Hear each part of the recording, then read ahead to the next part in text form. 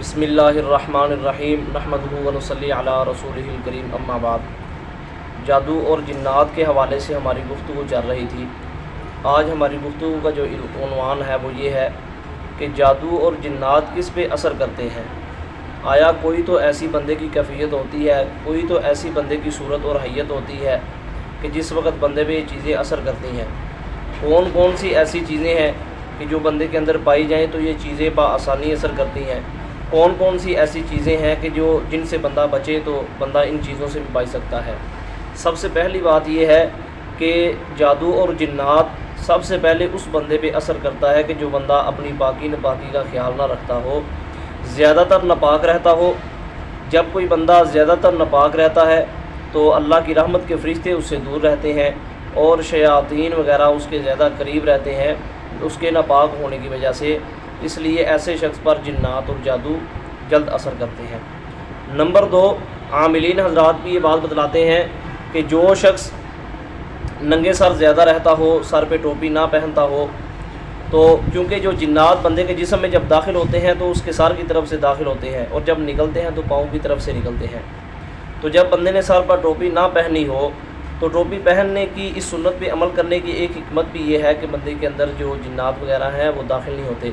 آپ حضرات نے دیکھا ہوگا کہ جو ہمارے پرانے بزرگ لوگ ہوتے تھے، جو ہمارے پرانے حضرات ہوتے تھے، وہ ہمیشہ اپنے سر کو ڈھانپ کر رکھتے تھے، ہمیشہ وہ اپنے سر کو ڈھانپ کر رکھتے، سر پر کوئی نہ کوئی چیز رکھتے تھے، ننگے سر نہیں رہا کرتے تھے اور جنگلوں میں سفر کیا کرتے تھے تو تب ان چیزوں سے محفوظ رہتے تھے۔ نمبر 3 بات یہ ہے کہ جنات جس جگہ پہ ہوتے ہیں، جب بندہ وہاں جاتا ہے اور کوئی اس طرح کی عجیب حرکات کرتا ہے تو تب بھی بندے کے اندر یہ جنات وغیرہ حاضر ہوتے ہیں۔ سب سے پہلی بات یہ سمجھیں کہ نبی علیہ الصلاۃ والسلام نے فرمایا، جس کا مفہوم یہ ہے جب بھی بندہ کوئی بیت الخلاء میں داخل ہو تو جاتے ہوئے دعا پڑھے اللہم انی اعوذ بک من الخبث والخبائث، جس کا مطلب یہ ہے کہ اے اللہ بے شک میں تیری پناہ میں آتا ہوں جو خبیث جنات ہے اور خبیث جننیاں ہے۔ اس سے پتہ یہ چلتا ہے کہ یہ ایسی جگہ ہے کہ جہاں ان جنات اور شیاطین کا بسیرا ہوتا ہے۔ تو جنات اور شیاطین کے بسیرے والی جگہ پہ جانے سے بھی ان چیزوں کے اثرات ہوتے ہیں۔ جیسے کوئی درخت وغیرہ ہے، کسی درخت کے نیچے سے گزرے اور وہاں کوئی پیشاب کر دیا یا کوئی ایسا کام کر دیا جہاں ان کا بسیرا تھا کہ ان کو تکلیف ہوئی اور وہ پھر اپنے اثرات بندے پہ چھوڑتے ہیں۔ اور اس کے علاوہ کوئی پرانا مکان ہے، کوئی ایسی پرانی جگہ ہے جن جگہ پہ ان کا بسیرا ہوتا ہے، عمومی طور پر قبرستان میں بھی ان کا بسیرا ہوتا ہے۔ اس لیے ان چیز سے بچنے کے لیے خصوصی طور پر آیت الکرسی کا اہتمام کرتے رہنا چاہیے۔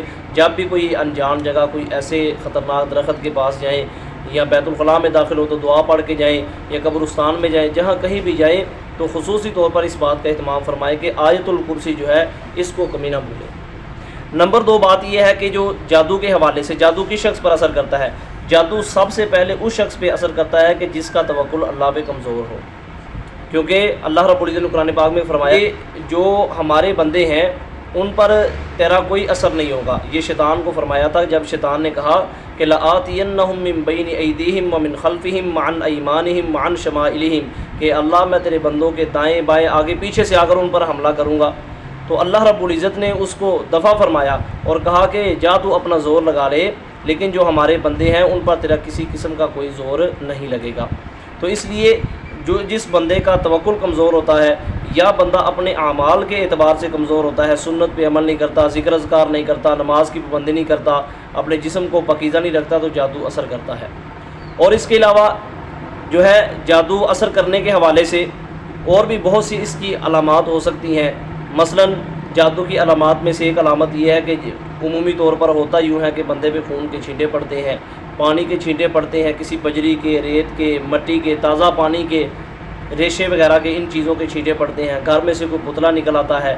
عمومی طور پر یہ حالات و واقعات ہوتے ہیں۔ اور بھی علامات یہ ہیں کہ بندے کا جسم میں درد رہتا ہے، بندے کا جسم بوجھل رہتا ہے، تنہائی کو پسند کرتا ہے۔ یہ تمام کی تمام نشانیاں ایسی ہیں کہ جو اس بات پہ دلالت کرتی ہیں کہ بندے پہ جادو یا جنات کا اثر ہے۔ اب یہ تو تمام علامات ہیں اور کن کن بندوں پہ یہ اثر ہوتا ہے، یہ ساری باتیں یہ ہیں۔ آخر میں اس کا حل کیا ہے؟ اس کا حل یہ ہے سب سے پہلے خصوصی طور پر اپنے آپ کو پاک رکھا جائے۔ جب بھی ناپاکی کا معاملہ ہو تو فوراً اپنے آپ کو پاک کر لیا جائے۔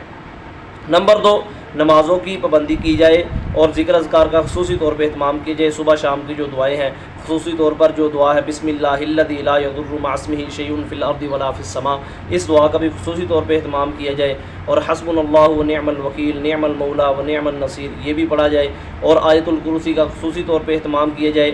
ان تمام چیزوں کا، اور ایک منزل علیحدہ سے چھپی ہوئی ہے منتخب آیات کی ہے، وہ مل جاتی ہے، انٹرنیٹ سے بھی مل جائے گی، تو بندہ اس کو بھی پڑھ کر جو ہے ان چیزوں سے نجات حاصل کر سکتا ہے۔ اور اگر خدا نہ خاصہ کسی پہ اثر ہو جائے تو وہ کرے سورہ البقرہ کا خصوصی طور پہ سورہ البقرہ پڑھنے کا اہتمام کرے، پانی پہ دم کر کے پیے، اور اس سے نہائے بھی، کسی کچی جگہ پر جا کر اپنے اوپر پانی بھی بہائے، اور سورہ بقرہ کی تلاوت بھی سنے، ان چیزوں کا خصوصی طور پہ اہتمام کرے۔ اللہ رب العزت ضرور شفا عطا فرمائیں گے۔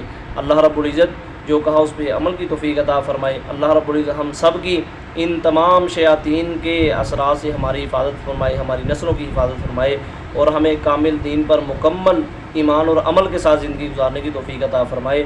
وآخر دعوانا ان الحمدللہ رب العالمین۔ تبارك الذي نزل الفرقان على عبده ليكون للعالمين نذيرا